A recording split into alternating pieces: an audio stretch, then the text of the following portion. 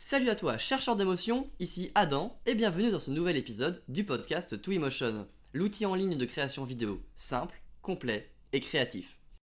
Aujourd'hui, on répond à une question que beaucoup de communicants, de marketeurs et de créateurs de contenu se posent. Comment savoir si ma vidéo est efficace ?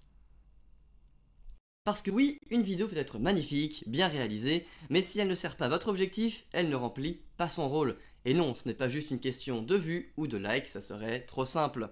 On produit des vidéos pour des raisons très variées, être plus visible sur Google, améliorer sa marque employeur, faire passer un message RSE ou encore générer des leads qualifiés. Alors, comment savoir si on est dans le juste ? Eh bien, restez jusqu'au bout, on vous donne les clés pour analyser l'impact de vos vidéos, objectif par objectif.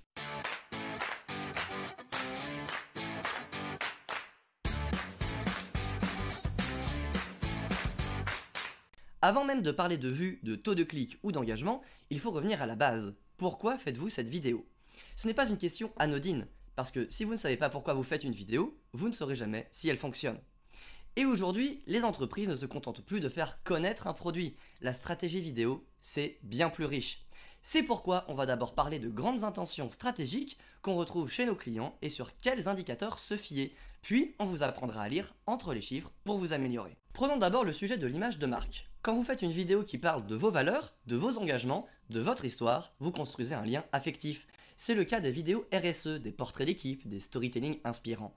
L'objectif ici, c'est de faire aimer votre marque, de la rendre plus humaine, plus proche. C'est pourquoi pour une vidéo d'image de marque, vous allez surtout regarder l'engagement, like, partage, commentaire et surtout le sentiment exprimé. Est-ce que votre contenu suscite de l'émotion, du dialogue ? C'est un bon révélateur d'impact. Ensuite, il y a la marque employeur, très tendance ces dernières années, surtout dans les secteurs en tension.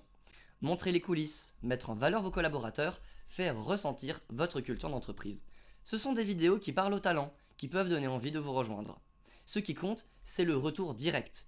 Combien de candidatures, combien de visites sur la page carrière, quels retours internes. Ce sont souvent des vidéos qui vivent bien en interne, sur LinkedIn ou en support RH. Autre objectif très fréquent, la conversion. Ici, pas de détour, vous voulez que la vidéo pousse à l'action. Acheter un produit, remplir un formulaire, demander une démo.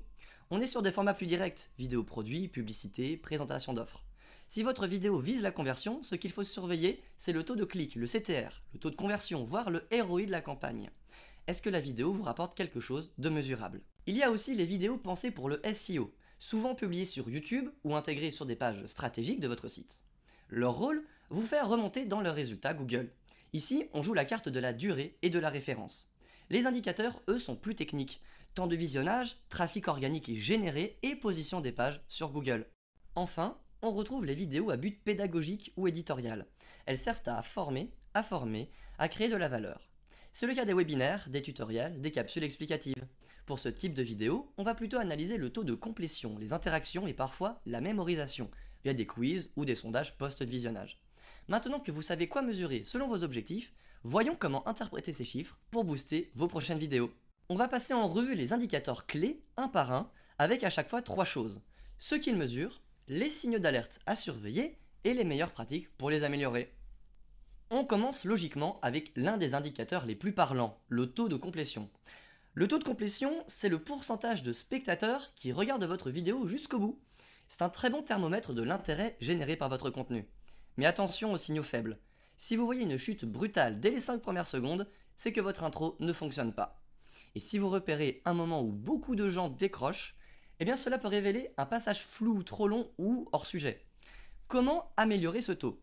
Eh bien déjà, soignez les premières secondes avec une accroche forte, une question intrigante ou un visuel qui interpelle. Structurez votre vidéo en segments clairs pour maintenir l'attention. Et surtout, adaptez la durée au contexte, court pour les réseaux et plus long pour du tutoriel. Une fois que la vidéo retient l'attention, il est temps de se demander, génère-t-elle des réactions ? Parlons donc de l'engagement. L'engagement, ce sont les likes, les partages, les commentaires. En bref, tout ce qui montre que votre audience ne se contente pas de regarder passivement, mais réagit. C'est un excellent indicateur de l'impact émotionnel de votre vidéo. Mais si votre taux d'engagement est très bas, en dessous de 2%, tout réseau confondu, c'est qu'il manque quelque chose. Peut-être un déclencheur d'émotion, ou un appel clair à l'interaction. Pour stimuler l'engagement, ajoutez des questions dans votre vidéo. Et vous, qu'en pensez-vous ? Jouez sur l'émotion, l'humour, l'inspiration, la surprise. Et enfin, rendez le tout partageable. Titre marquant, format adapté à la plateforme, visuel fort. Et une fois que les gens s'intéressent, la prochaine étape logique, c'est de les faire agir. C'est là qu'interviennent le taux de clic et les conversions. Votre objectif va peut-être de générer des leads, des ventes, des prises de contact. Le CTR, le click-through rate, est un bon indicateur pour mesurer la performance de vos appels à l'action. Si ce taux est inférieur à 0,5% ou si vous avez beaucoup de clics mais peu de conversions, posez-vous les bonnes questions. Le message est-il clair? Le CTA est-il bien positionné et attractif? La page d'arrivée est-elle cohérente avec la promesse faite dans la vidéo? Pour booster vos conversions, placez un call to action visible, clair et pas forcément à la fin. Utilisez des formulations engageantes comme téléchargez votre guide gratuit ou essayez notre outil maintenant. Et vérifiez que l'expérience utilisateur derrière est fluide. Et si vos vidéos sont pensées pour durer, il faut maintenant s'intéresser au temps de visionnage et à son impact SEO. Le temps total de visionnage, c'est ce que regardent en priorité les algorithmes de YouTube et Google. Plus les gens regardent longtemps, plus votre contenu remonte dans les résultats et les suggestions. Mais attention, si la durée moyenne de visionnage est très inférieure à la durée totale, ou si vous avez une rétention inférieure à 30% après 30 secondes, c'est qu'il faut revoir le rythme, le montage ou la structure.